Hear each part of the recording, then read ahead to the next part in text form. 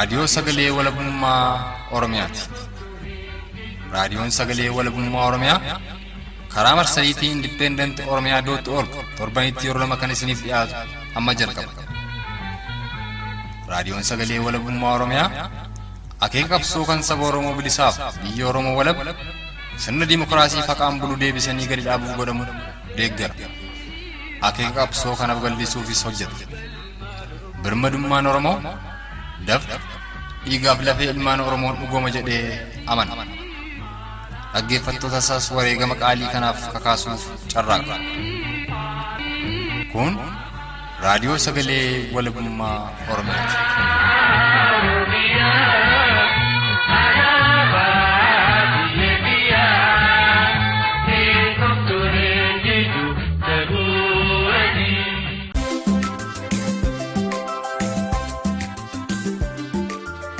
Fayyaa hordoftootaaf dhaggeeffattoota keenya jaallatamoo kun sagantaa tamsaasa kallattii raadiyoo sagalee walabummaa Oromiyaa jimaata bitootessa bultii tokko bara 2019ti. Sagantaa keenya kanaanis gara kibba Oromiyaatti bilbiluun adeemsa jaarummaa waraana bilisummaa Oromoo hiikkachiisuun mooraatti galchuuf taasifamaa turee fi waraanni bilisummaa Oromoo danuunis galeera jedhamuun miidiyaalee garaagaraa irratti awweenfamaa jiru.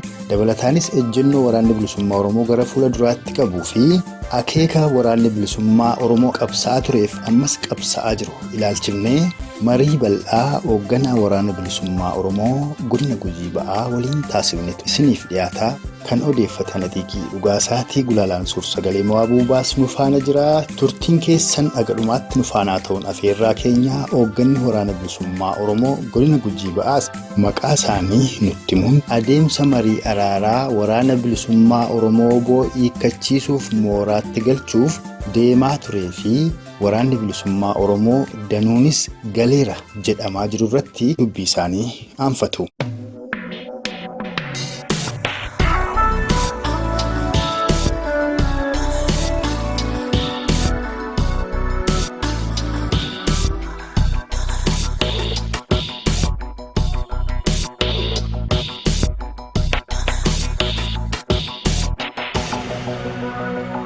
Ani Magarsaa Lammiinaan jedhanii hoogganaa waraana bilisummaa Oromoo godina Gujii Bahaati. Araara jedhanii gaafa gadi dhufanii hoogganaa zoonii kibba Oromiyaa kana jalgolika dheengeetii qabaamee kennamee jira. Achi godhuu osoo hin taane naannolee waraana bilisummaa Oromoo jiranuu aanaa isaan keessa jiranii godina isaan keessa jiranii walakkaa kana cabsanii duuba diigumsaatiin miseensota dubbisuun hatta nuutuuyyuu warra godina silaa kanaa kan hoogganaa waraanaa kanatti gara keenya deemuu adda hin taane miseensota jala deemanii hawwachuu miseensota asii jalaan dubbisuu waan kanaa kanatti deemaa turani. Kan ammoo akka isaan ittiin deemnee fi miseensota irraa dhiibaa turani.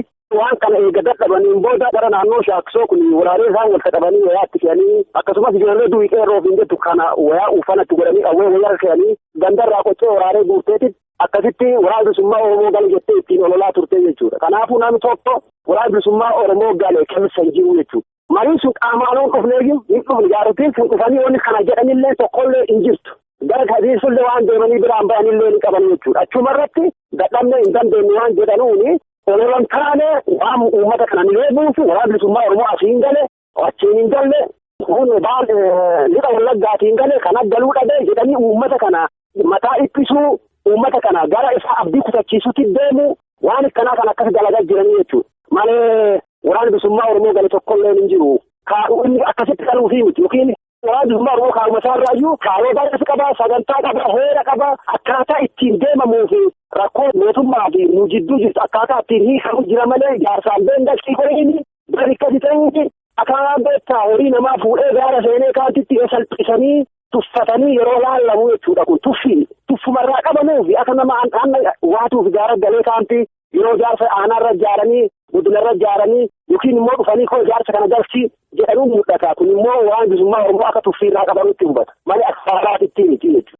Miseensonni waraana bilisummaa Oromoo waamicha abbootiin gadaa Oromoo godhaniif fudhatuu diduudhaan bosonatti hafan waraana bilisummaa Oromoo osoo hin taane shiftaadha. Kanaafis mootummaan nageenya uummataa tiksuuf dirqama waan qabuuf olaantummaa seeraa kabachiisuu qaba jechuudhaan Adamoo raayyaa ittisa biyyaa mootummaa koloneeffataa Impaayera Itoophiyaa Dr. Abiyyiin durfamaniin waraana bilisummaa Oromoo irratti gaggeeffamaa jiru ofirraa qoluu fi Oboon qophaadhaa gaaffii jedhuuf yaada isaanii kan nu qoodan hoogganni waraana bilisummaa Oromoo godina Gujii ba'aa. Itti fufuunis akeeka Oboon galmaan ga'uuf qabsa'aa turee fi qabsa'aa jirus akka ittaanu kanatti raadiyoo sagalee walabummaa Oromiyaaf ibsan. Kana waraana bilisummaa Oromoo cunqursaa uummata kanarraa kaafna jenneeti ka gadi baane kana keessatti immoo haga dhumaatti waan kamiyyuu qophiidha jechuudha. Wama kamiyyuu waan gadi dhufaa kamiyyuu wareegama kaleef qopheessine ifi qopheessine ammallee jechuudha. Haga dhumaatti itti deemna kana wanni irraa deebinu wanni irraa nu sodaachisu hagga fedhee naa dhufuuti mootummaan hagga barbaadee naa dhufuuti jechuudha. Wal fedhee naa dhufuuti of qopheessee wareegamaaf qophiidha jechuudha waan bilisummaa Oromoo. Yeroo bilisummaa Oromoo qophiidha walumaan jirra waan ta'e walumaan ta'uuf deemnaa jechuudha. Shittaa jedhee amma maqaa adda addaatti kan moggaasuudhaaf duruu jaaruuti kan wanni qindeessanii fi booda immoo kana didanii jedhanii waa ololan taane waraana bilisummaa Oromoo irra gadhiisuudhaaf kan godhame jechuudha. Waan kun gaafa siin gadi deemtu gaafa jaarrummaan tun jalqabaaf akkana jedhamu akka waan kana godhanu uummata kanatti hubachiifnee jirralle. Qeerroon bilisummaa Oromoo adi jiru nu waliin jira. Kasiraa diin dalbeedu waan goonuuf hin qabne. Garuu waraana bilisummaa Oromoo haga jiru kun waan isaan dhufa hundaa fi qophaa'idha jechuudha. Waan barbaadan dhuftuuti wanni beekaa dhuftuuti. Horaa Bulaa Jaal Magarsaa yaada amma kaaftan keessatti waraanni bilisummaa Oromoo akeeka qabsa'aa tureefiif ammas qabsa'aa jiru qabaa jettan mee akeekni Oboon qabsa'aa tureef ammas qabsa'aa jiru isin jettan kun kan akkamiiti? Akeeka yookaan kaayyoo galmaan ga'uuf qabsa'aa jirtan kana uummata Oromoo barsiisaa jirtu. Nuti kaleessallee waan kan argannaa, foogii argannaa, mindaa arganna jenneen baane akeeki waraana bilisummaa Oromoo uummata Oromoo bilisoomsuudha, bilisa baasuudha jechuudha. Walabummaa, birmadummaa Oromiyaa mirkaneessuudhaaf kabajame. Uummata Oromoo mataa ol qabatee waan isaa ta'u murteeffachuu danda'uudha jechuudha. Biyya isaa irratti abbaa biyyaa ta'uu danda'u, biyya isaa irratti murtee kennu uummata bal'aa Oromoo akka ta'u jechuudha qabsoo qaboonee fi kanaafuu waan murteeffanne hiree murteeffannaa biyya sanarratti walabummaa bilisummaa Oromoo mirkaneessuudhaaf biyya isaarra abbaa biyyaa godhuudhaaf waraana bilisummaa Oromoo kan waraanuufi waggaa meeqas gara fedhanii oofaa gara barbaadanii oofaa akka an ta'e akka an fedherraan gohin jedhanii uummata kana akkuma loonii olii gadi qajeelchan kana akka namaatitti waan isaa uummata Oromoo beekee ofii murteeffachuu qaba waan jedhuufi qabsoo kan godhuuf jechuudha waraana bilisummaa Oromoo. Kan ammoo uummati kun barsiifamu jira. Kan ammoo wanni barsiifamu namni bilisa jechuun qalbii mutii biyya isaarra abbaa biyyaa ta'uu qalbii mutii jechuudha. Biyya isaarratti adoo abbaa biyyaa ta'e waa inni mirga fiitii falmateef sila dubartii garaachaa ijoollee xixiqqoon fixan turanii jechuudha. Kan ammoo akka itti milkaa'an wanni tokko waan nama dhoowwu tokko illee hin jirtu. Ta'iinsi uummata kibbaa Sidaamoonni mirga abbaa biyyummaa nuun kabajamuu qaba jettee wanni godhu jirti. Somaaleen akkas. Kan ammoo uummata Oromoo beekee waggaa baay'ee qabsoo kanarratti mirga abbaa biyyummaa isaatii fi kufaa akka turen beeka. Jabaa hedduu beekaa hedduu kan qabee fi uummati kun biyya isaarra murtee kennuu akka danda'uuf biyya isaarra abbaa biyyaa akka danda'uuf biyya isaarra hoogganuu akka qabu Oromoo akka ta'uuf yookiin waa isaarra qabeenya isaarra hoogganuu akka danda'u Oromoodha yookiin uummata bal'aa kan akka ta'uuf qabsoo kan godhamaa turee fi nama hedduu jabaa hedduu beekaa hedduu katti qabaa turellee kanaaf jechuudha. Kana eegatti dhabee immoo kasaaraa waggaa hedduu keessa seene kana uummata Oromoo yoo wanni fedhu kun milkoomne yoo bilisummaa isaa milkoomne yoo walabummaa Oromiyaa milkoomne waan namoota san ittiin dagan tokkolleen hin jiru jechuudha. Kan bifa kanaa hubachiisuun barbaachisaa hin hubata uummata Oromoo kana akka guyyaa addaa hubanne hin jiru. Harki caalaan isaa warra nu banne warri kun beena qabaa, baasuqaa qabaa, diisqaa qabaa nu balleessanii gadi jennee too gullaa toora jedhurraa kan hafte namni hedduun isaanii parsantii 95 oli ni hubatu jechuudha. Haa ta'uuti garuu nama akka tokko dhaalatu namuma dhawween deemu ibidda guddaa qabu kana akka waaqaatti ilaalanii jala hiriiruurraa kanaaf baay'ee isaanii hubatan jedhee yaadaa jechuudha. Guddoo galatoomaa osoodhuma waa'ee akeeka qabsoo bilisummaa Oromoo keessaa hin ba'in dura qabsaa'onni Oromoo hedduutu kaayyoo yookaan akeeka amma waraanni bilisummaa Oromoo qabsaa'aa jiru kanaaf kufe qabsaa'ota Oromoodhaa kaayyoo kanaaf kufan yookaan achi buuteen isaanii dhabame danuu keessaa tokko ammoo Jaalnadhii Gammadaati. Oromoonnis yeroo garaagaraatti bifa garaagaraatiin Jaalnadhii Gammadaa eessa jiraa jedhaniitu gaafatu. Mee Jaalnadhii Gammadaa barbaaduu jechuun jiraa fi du'aasaa barbaaduudha moo akeeka yookaan kaayyoo inni irratti kufe yookaan dhabameef sana galmaan ga'uuf qabsaa'uudha laata akka qabsaa'aa Oromoo tokkotti isa kanarratti yaada keessan nu qooda. Jaalnadhii yookiin immoo namoota wareegamaniif kan wareegamaa jira wanni ittiin barbaannu isaan deebi'anii nu bira dhaabatanii miti jechuudha. Kaayyoo kalee yoo an du'ellee dhali boodaa dhufu waan kana galmaan ga'uu qabaa yookiin immoo anirra wareegamee Itti aanu immoo bilisummaa sana dhandhamuu qaba waan jedhu kaayoo isaa san tisuudha. Kaayoo isaa san galmaan gahuu fi uummata Oromoo hiriiruu danda'uu qaba jechuudha. Gaafa nuti haqaan nadhii gammadaa barbaanne gaafa kaayoonni irra wareegame kaayoonni irratti akka namni hin taane ta'ee butamee ilmaan TPLFiitiin ilti keessaa guuramtee Tigraay keessatti gocha hedduun irra raawwatame suni kaayoo sun galmaan gaheen isa dhugumaan haqaan guyyaan nu barbaanne gaafa san jechuudha. Yoo kaayoo san galmaan gahuuf deemu yoo bilisummaa kaayoonni irra wareegame sun galmaan gaheen jennee murannee cichoominaan jala hiriirree waan sana garbummaa waggaa hedduu fi nurratti teete. Amma qawwee jala nuyi sodaa lubbuu halkan tokko nama akka waan lubbuu keenya uumeetti yookiin namni waa akkanan sii ta'e namni harka keessaa qabuutitti diina jala hiriiruu kana dhiifnee kaayoo san galmaan gahuuf yoo deemne barbaannee haqalleen barbaanne ka jennu yoosan jechuudha. Akkasitti hubannaa akkasuma ta'allee. Jaalnadhii Gammadaa dabalatee qabsaa'ota Oromoo kumaakitil kufanii fi achi buuteen isaanii dhabame barbaadu jechuun kaayyoo isaan wareegamaniif yookaan achi buuteen isaanii diinaan dhabame sana galmaan ga'uuf qabsaa'uudha ka jedhan. Hoogganni waraana bilisummaa Oromoo godina Gujii Ba'aa Jaal Magarsaa Lammii itti fufuunis dubbii tibba mariin araaraa sun jalqabe ho'ee haasa'amaa ture keessaa tokko ka ta'e miseensonni raayyaa ittisa biyyaa fi waraanni bilisummaa Oromoo akkasumas poolisoonni Oromiyaadhaa dhiiga tokko dhiigni dhiiga dhangalaasuu hin qabu jedhamuudhaan hawweenfamaa ture irratti. Raayyaa ittisa biyyaa keessa ka jiranii akkasumas poolisiin Oromiyaadhaa dhiiga Oromoo ka qaban ta'ullee impaayera Itoophiyaa jiraachisuuf ka qabsa'aa jiranii fi waraanni bilisummaa Oromoo wooboon kaayyoo fi akeeka isaan dhaabbatan wal bira qabnee yeroo ilaallu warri kun Oromoodha jechuu dandeenyaa jennee gaaffii gaafanneef akka ittaanu kanatti yaada isaanii nuuf qoodan. Kunis gochoota jireenya waliin wal qabasiinee ilaalle obbolaa jechuun kalumarraa jiru. Warri kun gaafa jaare nama dhaabbate nama guddifate jechuudha. Nama sirna kanarraan nama guddisee jechuudha. Warra Oromoo achi keessa sullee warra TPLF kaanti fuudhee akkama daa'ima fi kaan qaqqabe irra guddifate. TPLF jaarate isaanti itti guddifate jechuudha nama kana. Adeefa illee durii beektaa Oromoonni nama alaa fuudhanii galanii kafii godhatan yookiin mataa haadanii kafiitti galchanii gosoomsanii jedhani. Warra gosoomsan jechuu dandeenya akka dubbachuuf. Warra booji'arraan jechuu dandeenya. Isaanti barsiifatanii deebitanii Oromoo irra duulchisan. Mana Oromoo kan gubaa jiru kanu Oromoo ajjeesa akka jiru kanuma. Gaafa gaddaa fudhannee jenne dubartii garaachaa jechuudha. Ji'a 8 kana jirtu xiyyiitiin tumani. Annuusii qabdu waliin tuman. Mucaa ganna 11 dhabamee ta'ee jala ciisaa jira. Isaa achi gadi fuutee dhabamee jira jedheen. Mucaa kana maan godhanii gadi fuudhanii gara dhiitii 10tiin mucaa kan cirtee balleessite. Nama kun Oromoo achuma keessa jirti jechuudha. Kanaafuu nama kana Oromoo jechisiisuun baay'ee namatti ulfaata, baay'ee nama dhibaa jechuudha. Waan Oromummaa keessaa baasanii waan nafxanyaan akkasaatti guddifatee jechuudha. Warri kun ilmaan TPLF mootummaa IPRDF guddifate jechuu dandeenyaan malee adoo Oromoo taate Oromoof yaaduun barbaachisa. Warri Amaara ta'anii, Tigiree ka ta'anii, Eenyu ka ta'anii kan Oromoof jedhu jira jechuudha. Oromoo jechuun Oromoof yaaduu danda'uudha. Miidhaa Oromootiif, dhiibbaa Oromootiif, cunqursaa Oromootiif nama yaaduun Oromoo jennee akkasitti kan namne akkasuma ta'alle. Kanaaf nama kun Oromoo jechuun nama dhiba baay'ee namatti ulfaatti. Oromoo ta'ulle Oromoo Amaaromsa yookiin Oromoo Tigiroomsa jennee akkasitti fudhannaa jechuudha. Itti fufuunis hoogganaan waraana bilisummaa Oromoo godina Gujii Ba'aa ilma abbaa gadaa ta'uu isaanii dubbachuun akka ilma Oromoo gosoota Oromoodhaa kan sirna gadaa Oromoo bara amtuu keessa tiksanii armaan ga'aniitti waan sirna gadaa irraa beekuu fi ulaagaa abbaan gadaa guutuu qabu ka dubbatan adeemsa marii araaraa ammaa kana keessatti maqaa abbaa gadaatiin shira waraana bilisummaa Oromoof qabsoo bilisummaa Oromoo irratti deeme kaasanii gara fuula duraattis hayyoottan Oromoo fi qeerroon bilisummaa Oromoo waraana bilisummaa Oromoo tumsuudhaan galma yaadame sana qaqqabuu akka danda'an irrattis yaada isaanii nuuf qoodan. Anammoo abbaan kiyyallee gadaa keessa jira. Gadaa hojii nama tokko muti baay'ee waa'ee gadaa kanarraa yoo durumarraa fuudhe abbaa gadaa jechuun waan lafa kan keessa jira. Muka taanaani, bineensa taanaani, nama taanaani waan hundumaayyuu bifa wal fakkaataan nama laaluu jechuudha. Nama gama tokko baay'ee gama tokko irraa dhiibuu miti. Abbaan gadaa hiikuma isaarraa hiikas. Lafti tulleen tasaa wanni jira duudiin tamasaati jechuudha hiikti abbaa gadaa. Akkasitti beennallee akkasumallee.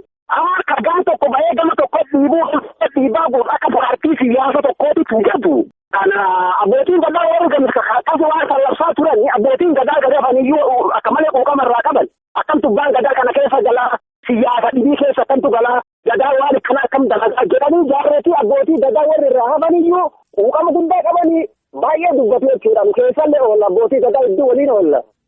balaaleffatu warra waan kan dalagan kun immoo gama tokko bayanii gama mootummaa bayanii uummata isaa kadhumaa jiru kanarratti labsii bifa mootummaa bifa kaabinee ta'anii yoo isaan labsanu kun hojii isaa irraa ilaalle jenne abbaa gadaa nama jechisiisu jechuudha. Haa ta'u jedhu malee hiika abbaa gadaa irraa goree jira. Hojii isaa nama kana abbaa gadaa keessaa baachee jirti jechuu barbaada gabaabumatti. Namni hayyuu Oromoo qabdu, qeeroon Oromoo qabdu, uummata bal'aan Oromoo wanti isaa silaa irraa eegama biyya kana keessatti uummata kana gama tokko goree afaan tokko dubbatee waggaa 150 nama deeggaraa ture dhugaa dubbachuudhaaf uummata Oromoo uummata goda afaan qawweetiif nama jala hiriire kana gama tokko ta'e waa inni barbaade gaafii uummati bal'aan kun gaafatuufi jaalatu deebi'ee argattuufi waan dandeettii isaatiin waraana Oromoo waraana qabdu Oromiyaa waraana ishee qabdu hin jirtu waraana radduulee isa jeesu qabdi waraana isa balleessu qabdi malee waraana Oromoo irraa walaata tokkollee qabdu osoo qabdi seetee mooyyalee kaasii hada qiraansa kun argee keessatti asiin baalee qabatee achillee deeme Oromiyaa guutuu eenyuudhaaf achi mallaqa keessaa naannoo asoosaatiin gaafa siin lolamtu silaa gaafa nama kana irraa buqqa'u namni dubbatuuf yookiin biyya kanaa wadhaabatu mul'atuu malee gaafa kan mul'atuu hin dandeenye. Kanaaf waan danda'anii bira dhaabbatanii gaafii uummata kanaa deebiin akka argamtu afaan tokko dubbachuu fi uummata keenya kana irra jajjabeessuun barbaachisaa uummata keenyallee kana beeke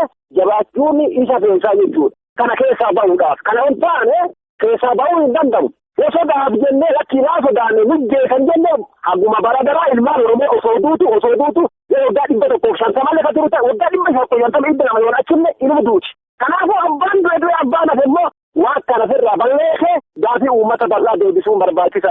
Miseensonni waraana bilisummaa Oromoo zoonii kibbaa danuun akka galanitti miidiyaalee hawaasummaa fi sabquunnamtii irratti olola deemaa jiruuf ibsi karaa koree teknikaa kennamaa jiru dhara ta'uu fi miseensota waraana bilisummaa Oromoo zoonii kibbaa keessaa namni gale kan hin jirre ta'uu akka ittaanu kanatti dubbatan hoogganni waraana bilisummaa Oromoo godina Gujii Ba'aa Jaal Magarsaa Lammii. Namni kun warrummaa gurjaa geessanuuf warra uummata kana dhamanaatuuf hojjetan malee aanaa yookiin zoonii kibbaa kanaa waraana bilisummaa Oromoo ta'e miseensi namni akkas jedhullee hin jiru. Uummata bal'aarraa gaafatamullee waan danda'amu jechuudha. Opiniyoon uumamumaa irraa sobaa uumamte jechuudha. Sobaan kijibuu kanarratti hin fokkifatu xiqqoo hin saalfattu.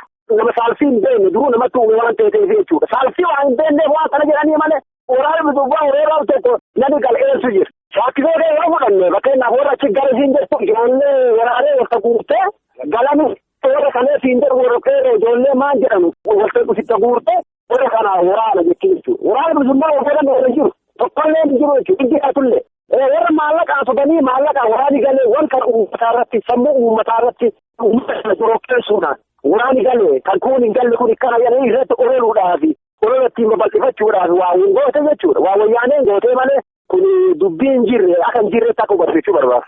Ulfaadhaa Jaal Magarsaa egaan yeroo ammaatti isin hoogganaa waraana bilisummaa Oromoo godina Gujii Ba'aati. Haa ta'u malee kanaan dura waamicha abbootiin gadaa taasisan simadheen galee an hoogganaa waraana bilisummaa Oromoo godina Gujii Ba'aaf lixaati jechuudhaan miidiyaa garaagaraaf ibsa kennaa ture namni Iliyaas Gambeellaa jedhamu tokko tureera. Mee isin akka miseensaaf hoogganaa waraana bilisummaa Oromoo godina Gujii Ba'aatti maal beektu nama an hoogganaa waraana bilisummaa Oromooti jedhee dubbataa ture kana waa'ee Iliyaas Gambeellaa. Iliyaas Gambeellaa sun miidiyaan irratti waan isaa hedduu isaa turree jirra kun nama badii sirna naamusaatiin adabbii yeroo dheerattuu jala turee jechuudha. Gara godina Gujii lixaa ture naamusi qabsee gara boodaa gara gorgoo gad deebisuuf gaafa kaanii achii badee garana deebi'e. Booda akka diinaa gaafa seene rakkoo jennee malaan sossofnee gara godina Gujii Ba'aa kanatti deebinyee sadii fi badii naamusaatiin adabbii jalatu achi keessaa gaafa ba'u kalattumaan gara nyaaphaa ka deeme jechuudha. Gara nyaaphaa deemnaan hoogganaa fi hoogganaa bahaati hoogganaa kibbare godina Gujii lamaanuu irratti hoogganaa waan jedhu inni maquma kanaan jedhee daldala guddoo ittiin barbaadaa ture. Ijoollee dadhabduu wayii kan wanni godhenne jira jechuudha. Dhaga nama sadi mokkana. Ayyeegaa bifuma kan Iliyaas Gambeellaa kanaan wal fakkaatuun ammoo namni maqaan isaa Diinaraas jedhamu kan itti aanaa hoogganaa waraana bilisummaa Oromoo zoonii lixaati jechuun kan of yaame miidiyaalee garaagaraa irrattis ibsa kennaa tureera. Mee miseensonnii fi hooggantoonni waraana bilisummaa Oromoodhaa zooniilee garaagaraa keessa jirtan quba wal qabdu waa'ee nama Diinaraas jedhamu kanoo.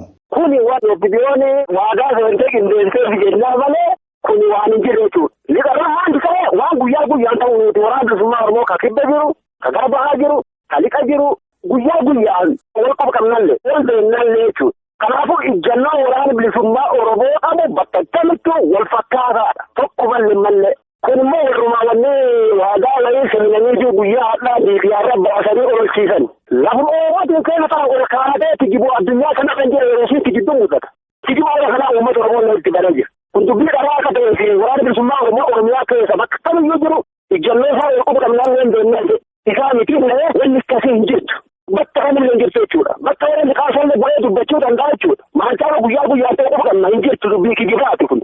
Dubbii bareeda mataa uummata kana irratti oolanii fuudhachi galee isinillee galchaa. Kun galee kiraa isinillee galchaa. Waan jedhu qindeeffachuuf kana godhanii malee hin jiru kun. Dubbiin Eliyaas Gambeellaa ani hoogganaa waraana bilisummaa Oromoo godina Gujii Ba'aa fi godina Gujii Lixaatti jechuun ololaa ture kan haqaa akka hin taanee fi zoonii Lixaattis ani itti aanaa hoogganaa waraana bilisummaa Oromooti jechuun kan dubbate dubbiin nama Diinaraas jedhamus kijiba ta'uu ka dubbatan hoogganaan waraana bilisummaa Oromoo godina Gujii Ba'aa ilmaan Oromoo raayyaa ittisa biyyaa Impaayera Itoophiyaa keessa jiranii fi waraana bilisummaa Oromoof akkasumas qeerroo bilisummaa Oromoo fi hawaasa Oromoo bal'aaf akka itti kanutti dhaamsa isaanii dhaammatan. Ani ilmaan Oromoo warra dhugumaa Oromoo ta'an dhugumaa dhiiga Oromoo Oromummaa qaban guyyaa har'aa kana diinni jala riiqee nuun barbaadu saganteeffatu jira. Uummata kana nuti dursisuuf saganteeffatu jira. Gandarratti aanaarratti bakka adda addaatti wal qabee ittiin uummata kana nuti dursisuu karaan dabarsinii hin nyaachisinii hin obaasinii jedhanii karaa kanaan deemuu jiranii kaaniin immoo ilmaan Oromoo warri waan kan dhugumaan Oromummaa yaadatan yoo jiraatan ta'e Oromoo ta'an Oromoo dhiiga fiigaa duulee namni wal qabu tokkollee ni jiru. Dubartiin garaachaa adoo karaarra fuutu yaabbiin nama 70 adoo mana waliin gubattu jaarsi ganna 90 adoo mana waliin gubanu adoo Oromoo gubanuu mana isaa qabeenyaa wal balleessanu namni Oromoo irra duulu booda jireenya isaa illee hin taatu. Kanaaf gabaabbumatti warra nyaata keessa ta'anii nyaataan waliin gara Oromoo duulu waraana bilisummaa Oromoo irra duulu jechuun Oromoo irra duulu jechuudha. Warri kun hadaraa Oromoo irraa dhalatan ta'e waan kana keessaa luka fudhatanu saamaafi jechuudha. Gara waraana bilisummaa Oromootiin immoo dhuguma kalee gadi ba'ee jaallan hedduun lafee isaanii cabsanii kufanii kan kalee nu biraa kufanii akkalle kufachuu jiran. Kanaaf waraanni keenya bakka jiru murannoo yoo ka'e wanta tokkollee hin jiru jechuudha. Mootummaa caccabaa ofiiyyuu hin jiru. Hin jiru jenne afaan hin dubbanne afaan mi'eessuuf adoon taane dhugumaan hagumaan hin jirre jechuudha. Meeshuma baatee warri sullee yaa'an malee meeshaa gogaa yaa'u kana jira. Waraanni keenya bakka jiru kamiyyuu bifa wal fakkaataan yookiin biloleen bakka kamiireeyyuu biyya sana keessatti yoo nuti itti wabbaanee jennee booda bilisummaa dhufuun dirqamuma ta'a jechuudha. Bifa wal fakkaatee loluu qabnaa jechuudha. Wobooni kibba keessee lixaan wal abdannaa jechuudha. Baatee illee bakka jiru wal abdannaa jechuudha. Kanaafuu waraana bilisummaa Oromoo walirratti addachuu qabnaa. Yoo waraanni lixaan miidhama jedhan bakka jiru qabuun nurra jiraataa jechuudha. Kanaafuu waraanni keenya bakka jiru kalee biyya kana bilisoomaa gadi baanee warri darlammee biyya bilisoomsuu hin dandeessu warri garaa lama warri dubbii kijiba abbootii garaa kanyaa maatti haa'e warri darlammeeni ofillee hin taatu biyyallee hin taatu haadha sayaallee hin taatu jechuudha. Kanaafuu warri kalee gadi ba'e kadha qawwee qabatee diinatti hin deema jedhu dabeessi haadha bittaa deemu ammoo ka biyyaa dhagate biyyaa afaan ol yoo deebilee homaa rakkoo qabu waraana kennaaf jedhe jechuudha. Dabeessi garaa haadhaatti taagaluuti kun immoo namni dhugaana biyya sanaa dhalate biyya afaan oluuti kana dhaama jechuudha waraana kennaan.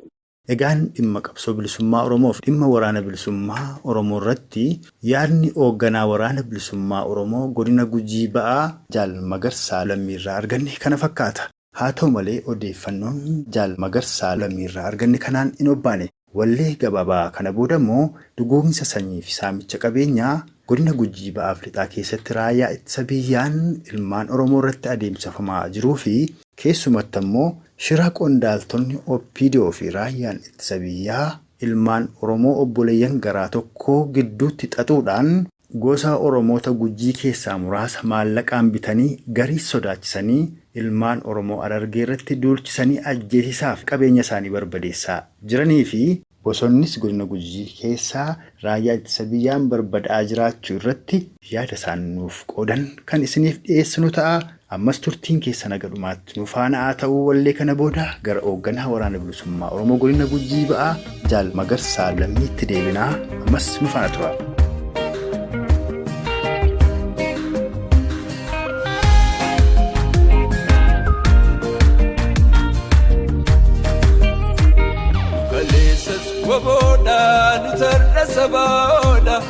Kaleessas waboodha nutarra sabaaodha warra abbaa qabsaa'ota warra kaayya kaayyootti jichee warra summiitti nyaatee warra qabsoo itichee warra abbaa qabsaa'otaa warra kaayyootti jichee warra summiitti nyaatee warra qabsoo itichee.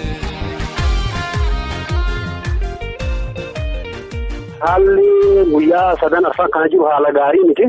Yeenni kana guyyaa sadan arfanii fi godina Gujii Bahaa aanaa Shaakkisoo akkasumas aanaa Gooroo Doolaa akkasumas Abbaa Boruu walumaa galatti aanufana yallaa muti bakka biraallee daddabalatee raayyaa ittisa biyyaa milishaa korabiittanneessaa akkasumas uummata jala hiriirsisee uummata Harargeef Gujii kana wal buusuun uummata Gujii kana haga tokkoof jala hiriirsisee isa waliin ta'uudha. Uummata Harargee mana irra gubuu qabeenya isaanii saamuu nama ajjeesuun baay'atee itti fufeera jechuudha. Fakkeenyaaf aanaa Doolaa fi ganda Biluu keessatti aanaa Oddoo Shaakkisoo ganda Sawaanaa keessatti akkasumas Dirree Caatii keessatti gandoota akka biraal daddabalatee kana keessatti mani baay'inaan gubatee jira jechuudha. Lubbuun nama hedduu dabaree jira. Fakkeenyaaf ganda Dirree Caatii keessatti mana 5 gubatee akkasumas mana masaayidaa mana baaburaa kan midhaan daaku waan kana milishaaf jala hiriirsisee uummata tokko jala hiriirsisee uummata kana mana isaanii balleessuu jirti qabeenya isaanii balleessuu jirti jechuudha. Raayyaa ittisa biyyaa itti keette gubaa itti Harargee yoon balleessini waraana bilisummaa Oromoo baasuu hin dandeenyu. Kanaafuu Harargee balleessuudha waan jiruuni uummata buqqa'insa hagana hin jenne irraan ga'u jiranii jechuudha. Akkasumas aanaa Gooroo Doolaa keessatti guyyaa kaleessaa lafa gubbaa turanii mana namaa achi keessa gubatee baay'ee gubatee jira. Lafa hedduu gubanii bosona hedduu maccaasaa turanii jechuudha raayyaa ittisa biyyaa. Kana irraa akka walitti buusuu danda'anii nama hamma tokko maallaqaan bitanii uummata kana walirra deebisuuni kaan immoo sodaachisanii qawwee sodaatanii jechuudha. Akka caalaa qawwee sodaachisanii isiniina qabeenya keessan balleessinaa isin gubnaa waan jiruuni milishaa poolisii waan kana fudhatanii hundumaan jechuudha uummata kana jala hiriirsuu kan danda'aniini kaa humnaan jala hiriirsisanii kaan maallaqa walitti kennanii maallaqaan sossobanii jala hiriirsisanii bifa tanaan akkas godhuu danda'an. Kanallee jennu guutuu miti keessattuu naannoo Shaakkisoo kanarratti amma naannoo gara baddaa kanarratti jechuudha gochoonni hamaanii hadhaawaanii raayyaan ittisa biyyaa uummata fudhatee uummata waliin mana gubu kun keessattuu adda ta'ee aanaa Shaakkisoo keessatti kan akka malee deemaa jiru. Naannoo Shaakkisoo kana keessatti harki caalaan kan qubatan sablammoota Amaaraa, Tigiree baay'inaan parsantii guddaan sablammoota kana as keessa baay'inaan qooda kan fudhatanii fi namoota abboonummaa qabu yeruma tokko saaxilanii kennuu kanarratti qooda guddaa kan fudhatanii warra kana.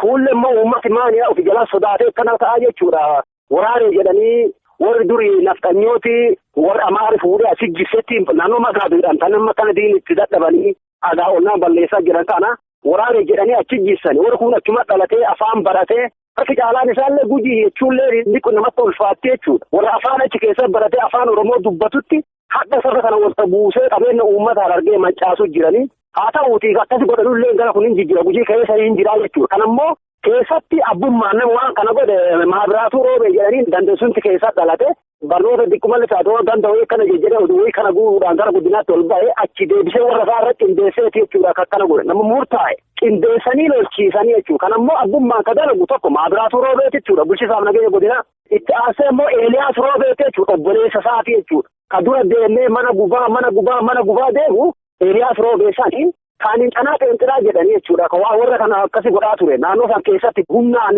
deemaa ture. Ammoo icciitiin waan kana keessa jiru isin lafa dhabdanii Gujiin lafa dhabee kanaafuu lafa tana Harargee irraa fudhadhaa waan jedhuun jechuudha. Ayyalee deemaa canaa qeenxiraa alamuu maabiraatuu roobee lafa tanarraa kaafadhaati. Warri kun kunarra qotatee caatii irra qotatee isin immoo duwwaa hambisuu jira waan jedhuun gochi kuni gochuma isaati jechuudha. Gocha maabiraatuuti achiin immoo siyaasii qindeeffatee akkas bobbaasee Harargee makalaakiyaa waliin milishaa waliin mana irra gubsiisaa bobbaasisaa akka jiru wanni kun dalagaa warra kanaati jechuudha gabaabumatti. Godina Gujii Ba'aa keessaa torbee kana kan Oromoota Harargee qabeenya isaaniif lubbuu isaanii mancaasaa jiru uummata Oromoo Gujii akka hin taaneef Oromoota Gujii keessaa muraasni doorsifamuudhaan gariin ammoo maallaqaan bitamanii raayyaa ittisa biyyaaf qondaaltota Oppiidoo jala hiriiranii kan jiran ta'uu kan kaasan hoogganaan waraana bilisummaa Oromoo godina Gujii Ba'aa uummanni Oromoon bal'aan Gujiis namoota diinaan doorsifamanii yookaan maallaqa fudhatanii obboleeyyan isaanii irratti duulaa jiran kana callisanii ilaaluu akka hin qabnee fi Oromoon walajjeesuuf qabeenya walii isaatii gubuu akka hin qabnee fi tokkummaadhaan diina isaa irratti xiyyeeffatee falmaasaa itti fufuu akka qabu akka taanu kanatti dhaammatan.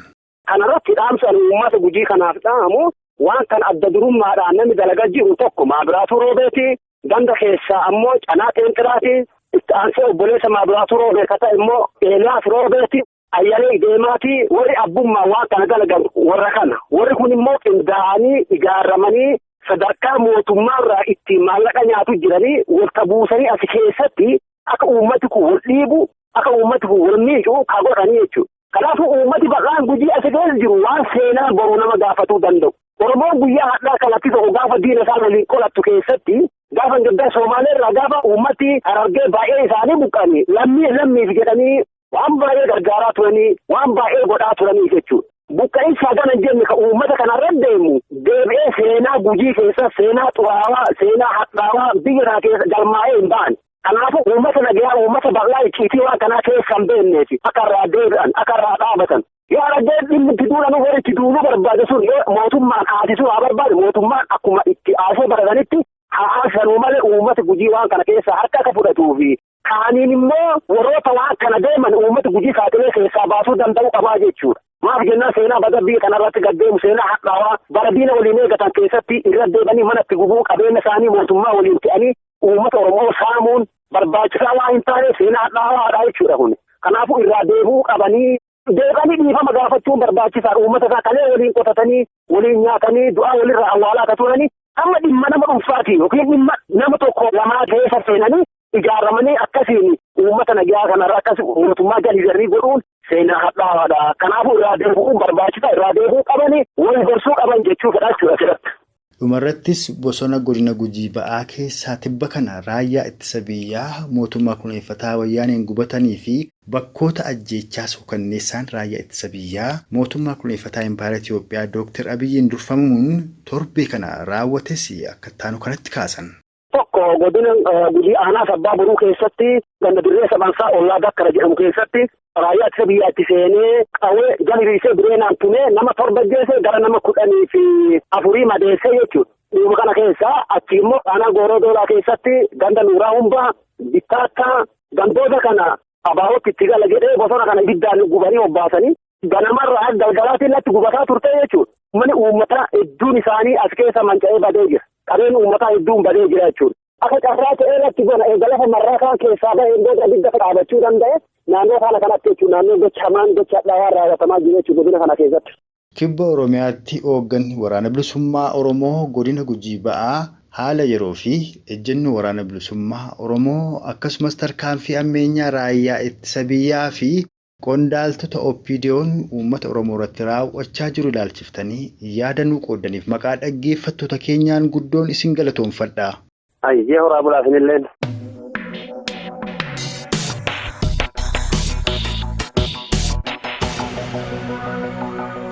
Egaan hordoftootaaf dhaggeeffattoota keenya jaallatamoo shira maqaa araaraatiin waraana bilisummaa Oromoo boykachiisuuf mooraatti galchuu fi deemamaa turee fi ejjennoo waraanni bilisummaa Oromoo gara fuula duraatti qabu akeeka waraanni bilisummaa Oromoo boon qabsa'aa jiruu fi haaluma waliigalaa qabsoo bilisummaa Oromoo irratti mariin hoogganaa waraana bilisummaa Oromoo godina Gujii ba'aa Jaal Magarsaa Lammii waliin taasifnee arma irratti obbeera. Isin dhaggeeffattoonni keenyas turtii hagammaatti nuuf faana qabaattaniif horaa bulaa. Sagantaa keenya guyyaa har'aas wallee itti aanu kana isin afeeruun kana gaasinitti dhaammatu Atiiqii Dhugaasaaf Gulaalaasuuf sagalee mo'aa buubaatii walleen itti fufaa humaan nama borii ni tolchinna.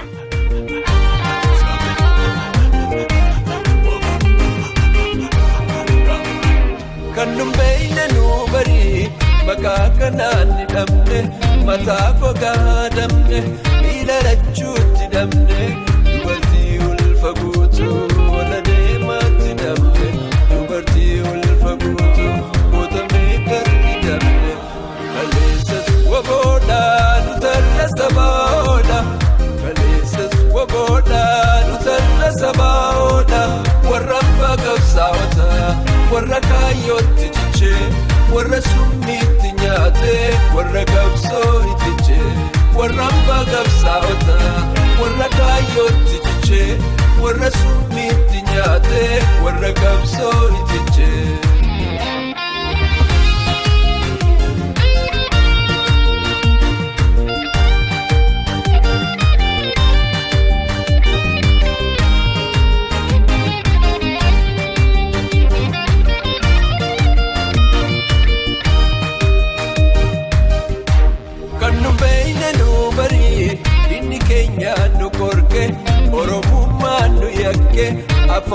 cancalanii aadaa keenya doomsanii alagaa bijuun takka jaarrafnu gabroomsanii alagaa bijuun takka jaarrafnu gabroomsanii kaleessas wabooda warra diinan gabbarre kaleessas wabooda warra gabrummaa didee kaleessas wabooda walabummaa Oromiyaaf kan bilisummaa barbaade kaleessas wabooda warra tuttuqaan feene kaleessas wabooda warra sammuun walabaa kaleessas wabooda warra leenca daggalaa hidhannoo turraa tolaa warra sonsa daggalaa hidhannoo turraa tolaa kaleessas wabooda nutarra sabaaoodha kaleessas wabooda nutarra sabaaoodha warra leenca daggalaa warra rafanii bullee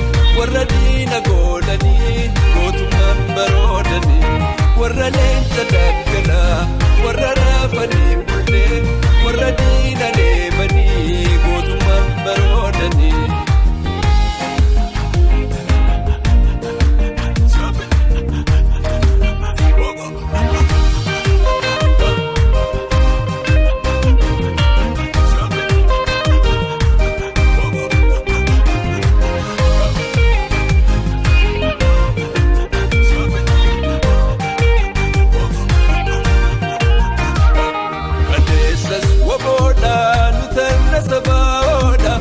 kaleessas wabooda nutarra sabaaoodha warra leenca daggalaa warra rafanii bullee warra diina goolanii gootummaan baroodanii kaleessas wabooda nutarra sabaaoodha kaleessas wabooda nutarra sabaaoodha warra leenca daggalaa warra rafanii bullee warra diina goolanii gootummaan baroodanii.